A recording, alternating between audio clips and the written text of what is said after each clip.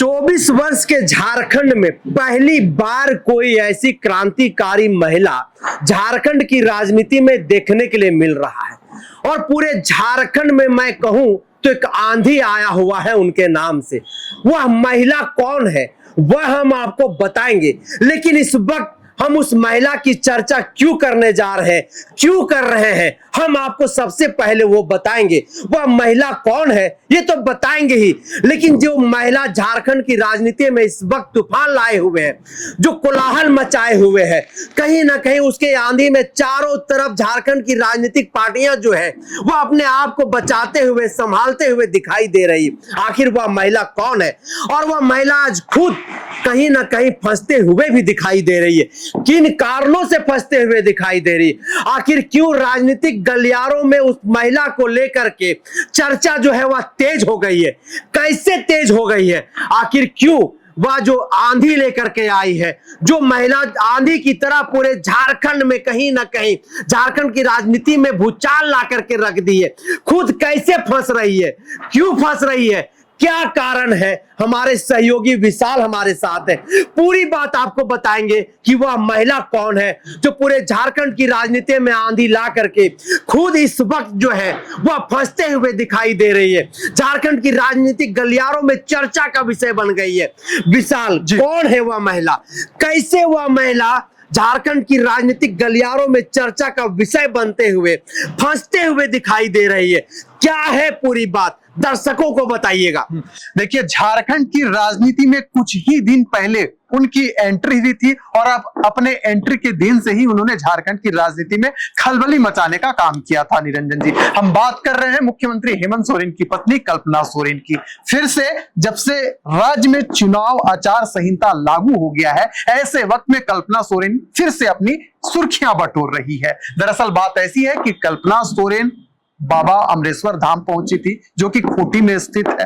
भगवान बिरसा की धरती खूंटी को माना जाता है। सर्वप्रथम वहां पर जो कल्पना सोरेन है जाती है, बाबा अमरेश्वर धाम से प्रार्थना करती है झारखंड राज्य की समृद्धि और जो खूंटी जो जिला है उसका चहुं विकास हो, इसके लिए वह प्रार्थना करती है और कहती है कि अगली बार अगर गठबंधन की सरकार बनेगी तो यह जो धाम है उसको हम लोग पूर्ण विकास करेंगे, ताकि ये पूरा राष्ट्रीय लेवल में प्रसिद्धि हासिल कर पाए। उसके बाद जो कल्पना सोरेन क्या करती है कि मंदिर से होने के बाद वह चर्च जाती है, जेल चर्च जाती है, मुरहू स्थित जो CNI चर्च है वहां पर जाती है और चर्चा करती है खूंटी का कैसे विकास हो। फिर क्या, झारखंड की राजनीति में वह सुर्खियां बटोरना शुरू कर देती है, क्योंकि देखिए विधानसभा चुनाव के तारीख का ऐलान होते ही चुनाव आचार संहिता लागू हो जाता है। स्पष्ट तौर पर कहा गया है कि आप किसी भी मंदिर, मस्जिद और चर्च का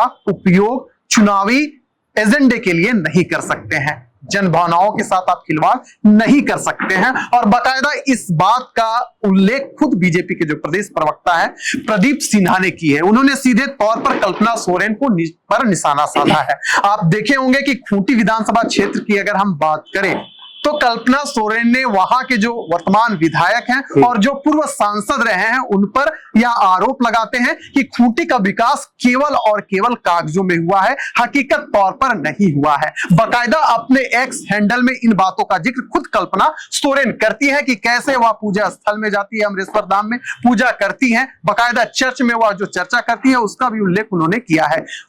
यही नहीं निरंजन जी, वह जब एक छोटी सी बच्ची से मुलाकात करती है जो इलाज के लिए रांची आती है, उनको आश्वासन भी देती है कि अगले बार हम खूंटी में सबसे बड़ा अस्पताल बनाने का काम करेंगे। यही कारण है कि आज कल्पना सोरेन चर्चा बटोर रही है। बात रही कि जब से मैया सम्मान योजना जो है मुख्यमंत्री हेमंत सोरेन झारखंड में लेकर आए थे, कल्पना सोरेन इसका बागडोर संभालती है और हर बड़े मंच में यह कहती है कि मैया या माता बहनों का सम्मान देने का काम केवल और केवल मुख्यमंत्री हेमंत सोरेन ने किया है। तो आज जो प्रमुख बिंदु है जिस पर कल्पना सोरेन चर्चा का विषय बनी हुई है वह यह है कि पहले वह मंदिर में जाती है, उनका मंदिर प्रेम भी जागता है, वहां जाकर वह कामना करती है पूरे खूंटी वासियों के लिए और झारखंड वासियों के लिए। फिर क्या, वह कहां पहुंचती है निरंजन जी, तो जेल चर्च और CNI चर्च जाती है, जहां पर कैसे खूंटी समृद्ध हो, खूंटी का विकास कैसे हो, इस मुद्दे पर चर्चा करती है। और फिर क्या, यह जो पूरा मामला है, यह जो पूरा विषय है,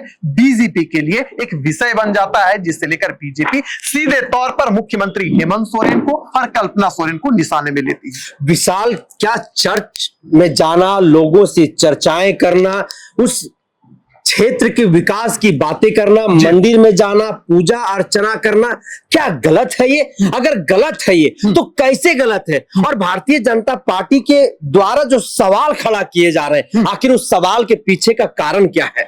देखिए निरंजन जी, जब आप एक जनप्रतिनिधि हैं तो यह आपका दायित्व बनता है कि सभी सांप्रदायिक और जो विभिन्न जाति से आते हैं, आपको एक नजरिए से सबको देखना है। आप मंदिर जाने के लिए स्वतंत्र हैं, आप मस्जिद जाने के लिए स्वतंत्र हैं, आप चर्च जाने के लिए स्वतंत्र हैं। लेकिन झारखंड में चल क्या रहा है? झारखंड में विधानसभा चुनाव के तारीख का ऐलान होते ही 2 चरणों में चुनाव होगा। सभी कैंडिडेट का जो नाम है उसका ऐलान हो चुका है, स्क्रूटनी हो चुकी है, जिनको नाम लेना था वह भी अपना नाम ले चुके हैं। लेकिन क्या है कि राज्य में आचार संहिता लागू हुआ है। ऐसे में अगर आप मंदिर जाएंगे, मस्जिद जाएंगे, चर्च जाएंगे तो सुर्खियां आप बटोरेंगे ही। और मौजूदा समय में सत्ता पक्ष में यानी गठबंधन की सरकार है झारखंड में, जेएमएम, राजद और कांग्रेस मिलकर सरकार चला रही है। यही कारण है कि इस बार जो कल्पना सोरेन का मंदिर की ओर जो जाना था, चर्च में जो चर्चा करना था, वह सुर्खियां बटोर रहा है। लेकिन कहीं ना कहीं इस मामले में जो विपक्ष में बैठी भारतीय जनता पार्टी है, सीधे तौर पर कल्पना सोरेन पर निशाना साध रही है। उन्हें बता रही है कि ये चुनाव आयोग का जो आचार संहिता जो लागू किया गया है, उसका सीधे तौर पर उल्लंघन है। जब हमने इस बात की चर्चा बीजेपी के जो प्रदेश प्रवक्ता है प्रदीप सिन्हा से की, यानी कि कुल मिलाकर सहमत का खेल जारी है। अगर आप कुछ गड़बड़ करेंगे तो सीधे दफ्तर में पहुंचते हैं, चाहे झारखंड मुक्ति मोर्चा के कार्यकर्ता हो या बीजेपी के कार्यकर्ता हो। हमने देखा भी कि चुनाव आयोग को बकायदा नोटिस भी दिया गया, कभी बीजेपी की ओर से तो कभी झारखंड मुक्ति मोर्चा की ओर से। लेकिन एक बात तो तय है निरंजन जी, कि जिस प्रकार से कल्पना सोरेन मुंह पर मुंह और चाल पर चाल से भारतीय जनता पार्टी को बेहाल कर रही है, अपने आप में यह खबर बनते जा रही है। क्योंकि देखिए, एक साथ हिंदू वोटर को, आदिवासी वोटर को और ईसाई वोटर को उन्होंने समेटने का काम किया, यानी संदेश दिया है सेकुलरिज्म का। अब देखिए ये कितना हावी होगा इस बार के विधानसभा चुनाव में। जब 23 नवंबर को जब परिणाम आएगा तो सब कुछ आपके सामने आ जाएगा। लेकिन हाँ, इस बात से कतई इनकार नहीं किया जा सकता कि कल्पना सोरेन मंदिर और चर्च में जाकर उन्होंने झारखंड की राजनीति में फिर से एक बार खलबली मचाने का काम किया। हिंदू, मुस्लिम, सिख, ईसाई, हम सभी हैं भाई भाई। इसका कहीं ना कहीं आज जो उदाहरण है वो कल्पना मुर्मू सोरेन ने पेश कर दी है।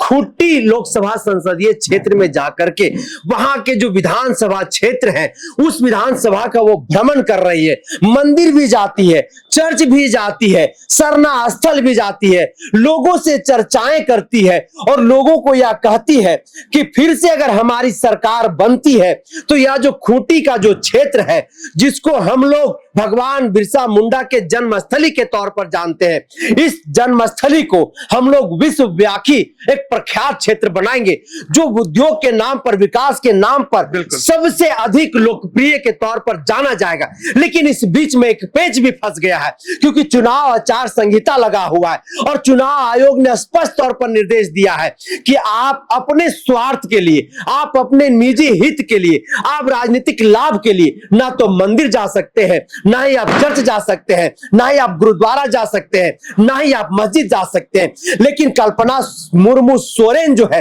वहां पर जाती है, बकायदा अपने एक हैंडल पर पोस्ट भी करती है और वो स्पष्ट तौर पर लिखती है कि फिर से अगर गठबंधन की सरकार बनती है तो इस क्षेत्र का चौमुखी विकास होगा।